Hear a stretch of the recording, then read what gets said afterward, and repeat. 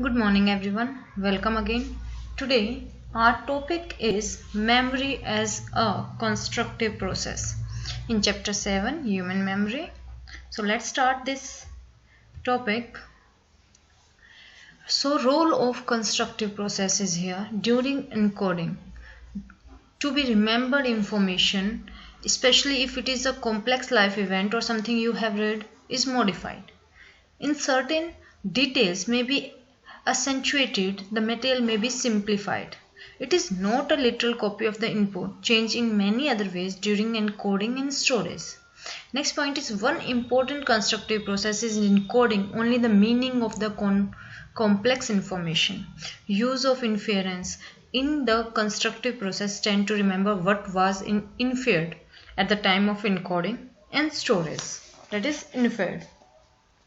If you were to carefully examine the initial exploration about memory processes, you will perhaps conclude that memory primarily consists of reproduction of stored material.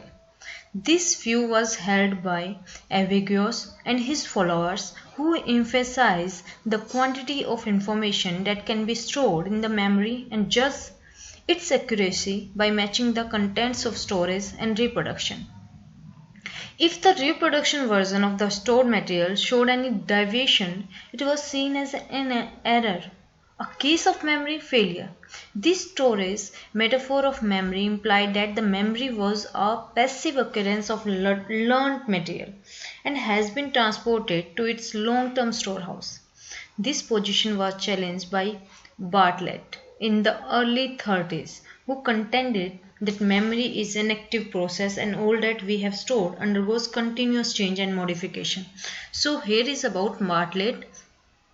He has given to us schema theory.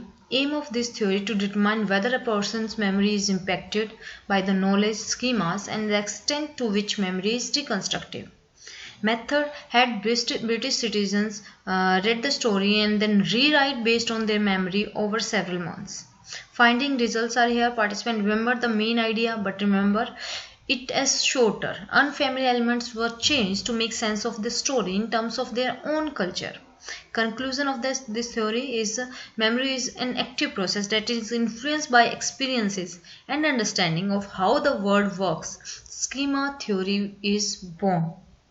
So in a sense, therefore, Bartlett show memory as a constructive, not a reproductive process.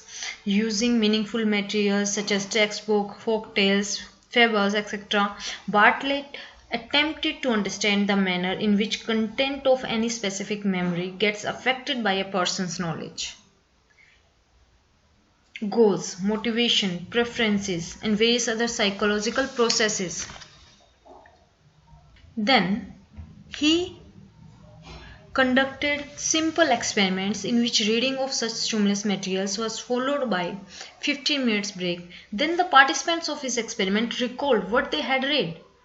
Bartlett used the method of serial reproduction, in which the participant of his experiment recalled the memory material repeatedly at varying time intervals. While engaging in serial reproduction of learning material, his participants committed a wide variety of errors, which Bartlett considered useful in understanding the process of memory construction. Next is his participants. His participants altered the text to make them more consistent with their knowledge, glossed over the unnecessary details, elaborated the main theme, and transformed the material to look more coherent and rational. So in order to explain such findings, Bartlett invoked the term schema. Schema, as I already explained to you about Bartlett's schema theory, which according to him was an active organization to fast reactions on past experiences. Schemas refer to an organization of past experiences and knowledge which influence the way in which incoming information is interpreted, stored, and later retrieved. Memory therefore becomes an active process of construction where information is encoded, stored in terms of person's understanding and within his or her previous knowledge and expectations. So this is about memory as a constructive process we have discussed today. Next time we will move further. Thank you.